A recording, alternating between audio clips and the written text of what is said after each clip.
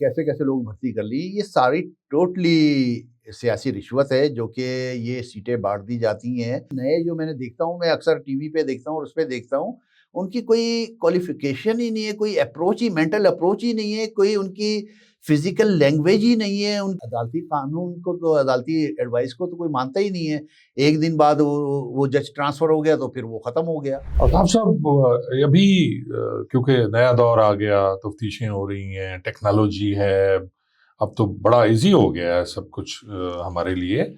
और direct DSP साहबान Sindh में बहुत ज़्यादा भर्ती होते हैं। फिर अभी इंस्पेक्टर इन्वेस्टिगेशन भर्ती करना शुरू कर दिए गए, जिनको कोई तफ्तीश की अहले बे नहीं पता। मैं इसमें ख़ास तौर पर जिक्र करूँगा अरमगान केस, जिसमें उसने अपने दोस्त को किया और वो चलाता था सारा, अपना एक पूरा सिस्टम था उसका। जी उसने जी। पुलिस वालों पे फायरिंग भी की, एक डीएसपी साहब शायद जख्मी भी हुए उस पे। हम्म।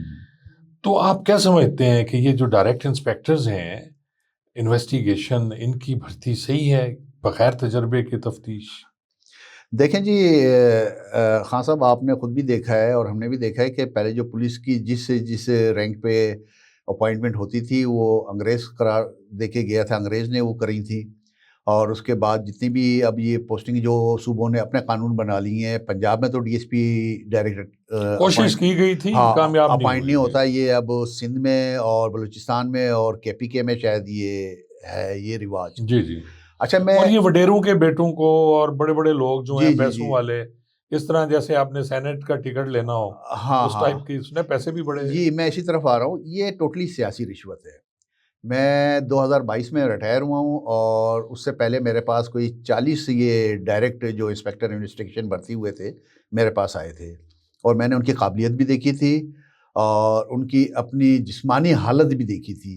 एक खातून थी इंस्पेक्टर इन्वेस्टिगेशन और एक इसका शौहर था, मेरे ख्याल 4.5 फुट कद था उनका, 5 फुट अच्छा, भी नहीं वहां भी था। कद का ये 5 फुट 7 इंच मैं वाला हैरान नहीं हूँ है ना, जी। मैं हैरान हूँ, मैं वो देख के मैं हैरान था और उनकी काबिलियत देख के मैं हैरान था कि कैसे-कैसे लोग भर्ती कर ली। ये सारी टोटली सियासी रिश्वत है जो कि ये सीटें बाँट दी जाती हैं एमपीएज़, एमएनएज़ और सेनेटर्स को उनकी रिश्वत के तौर पे। वो फिर मुख्तलिफ तरीके से उसको वो मैनिपुलेट करके वो सीटों को वो फिर लोग देते हैं। इवन ये कि पहले हमारे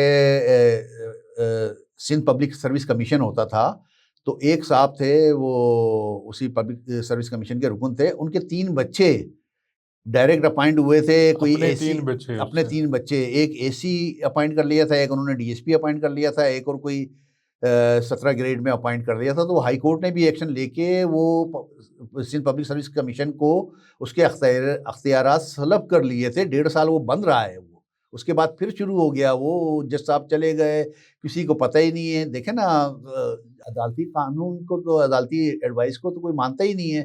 एक दिन बाद वो जज ट्रांसफ़र हो गया तो फिर वो ख़त्म हो गया। तो वो सिंध पब्लिक सर्विस कमीशन ये अपॉइंट कर रहा है सारे, और वो घर की बांदी बनाया हुआ है हर चीज़ को और अपने-अपने अपॉइंट कर रहे हैं। अगर आप की अप्रोच है, आपके पास पैसा है, आपके पास दीगर चीज़ें हैं और आप सियासी ताल्लुक़ रखते हैं, तो आप अपना बेटा, भाई या जो भी है आप डीएसपी अपॉइंट करा सकते हैं या इंस्पेक्टर इन्वेस्टिगेशन अपॉइंट करा सकते हैं। और बाद में तो ये भी हो रहा था कि शायद ये कहीं अप्रोच ना करें एसएचओज़ के लिए, तो फिर वहाँ उसमें एक क्लॉज़ रखी गई उनके अपॉइंटमेंट के, ये ऑपरेशन में कभी भी नहीं जा सकेंगे।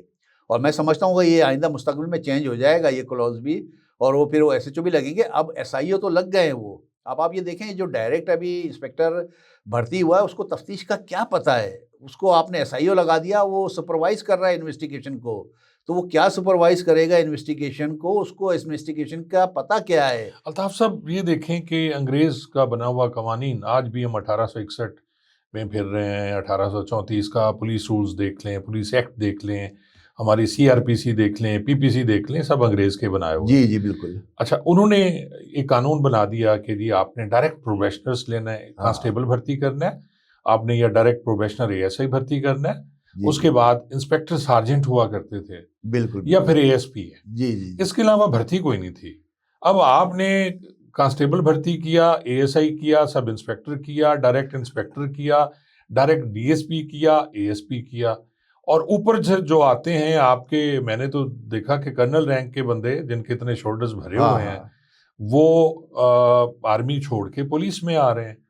और खासे पुलिस में अब कैप्टन साहबान हैं, मेजर साहबान हैं, पुलिस में बहुत ज़्यादा हैं। जी जी जी। हमारे कर्नल फरमान होते थे, वो अब बतौर डीएसपी वो भी काम करते रहे और कर्नल हाँ के वो रैंक लगाते थे। हाँ तो ये सारा बर्बादी तो हमने खुद फेर दी कि आपने, हुकूमत ने अपनी तरजीहात के लिए, अपने मज़े के लिए, अपनी हुकूमत कायम रखने के लिए उन्होंने पुलिस का महकमा बर्बाद कर जी। दिया और जिसका नतीजा और खमियाजा भुगत रही है अवाम। अवाम बिल्कुल। तो क्या आप समझते हैं जो हमारे वक्त की, आप 84 में आए, मैं 82 में आया, आपसे 2 साल सीनियर था, हाँ उस वक्त की पॉलिसिंग और आज की पॉलिसिंग अगर देखें, हमारी तरजीहात पैसा नहीं था, हमारी तरजीह पैसा नहीं होता था, अब तरजीह पैसा है। जैसा कि आप बता रहे हैं कि 4 साढ़े 4 फुट का जो लड़का है या लड़की है वो आके वो एएसपी वो खुद को, अच्छा वो मजे की बात है कि वो 2 पिप्स लगाते हैं।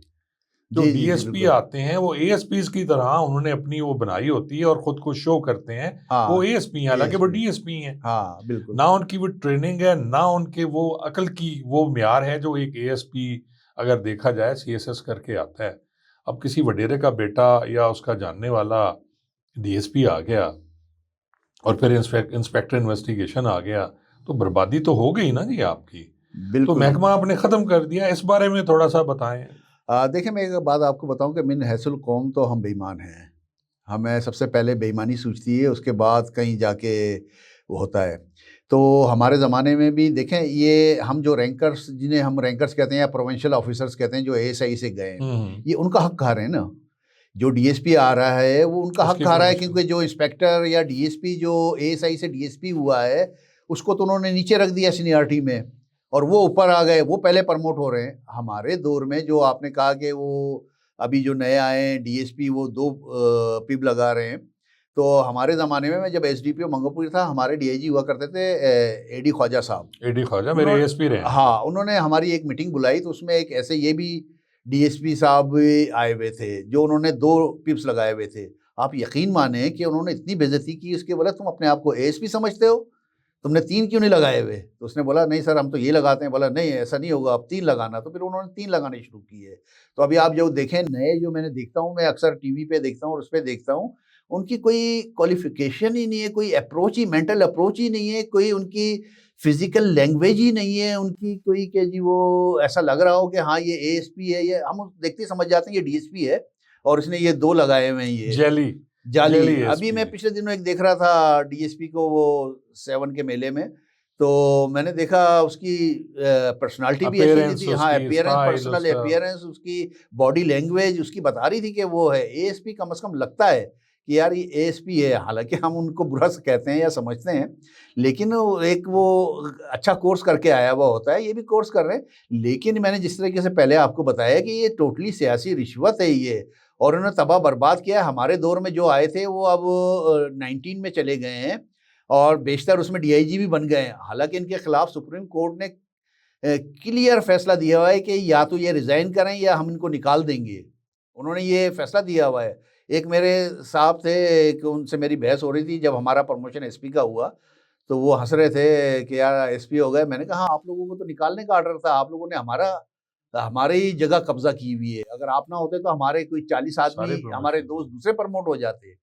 तो आप लोगों तो हमारे साथ ज्यादती की, और आप लोगों के खिलाफ तो स्ट्रक्चर पास हुआ है, सुप्रीम कोर्ट ने स्ट्रक्चर पास किया हुआ है। लेकिन वो कहते हैं ना कि जिसे पिया चाहे वही सुहागन, तो वो सिंध गवर्नमेंट सियासी जहर है, चाहती है, सियासतदान है, तो उनकी वो उनको नहीं हुकूमत है। निकालना चाहती। उनके बच्चे हैं, उनके सारे वो हैं, कोई गार्ड था, कोई उनका प्रेसिडेंट था, कोई उनका वो था, वो सारे अब डीआईजी पे 3-4 तो अल्ताफ साहब, एक डीएसपी ने बंदा उठा लिया था, अगवा बरतावान किया या कुछ डकैती में, वो भी नया था डीएसपी। ये किस्सा आपके हैं नोटिस में?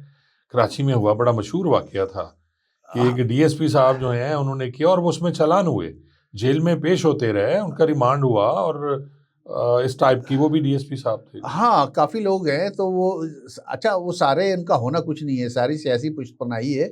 एक साहब ने और भी किया था वाकया, जिसमें वो बेचारे हमारे एसएसपी साहब थे, वो बड़े शरीफ थे, भी डीआईजी लगे हैं जाके वो कहीं, उनका भी ट्रांसफ़र हो गया था, और वो भी तो बल्कि एक डीआईजी और उनकी वजह से ट्रांसफ़र हो गया।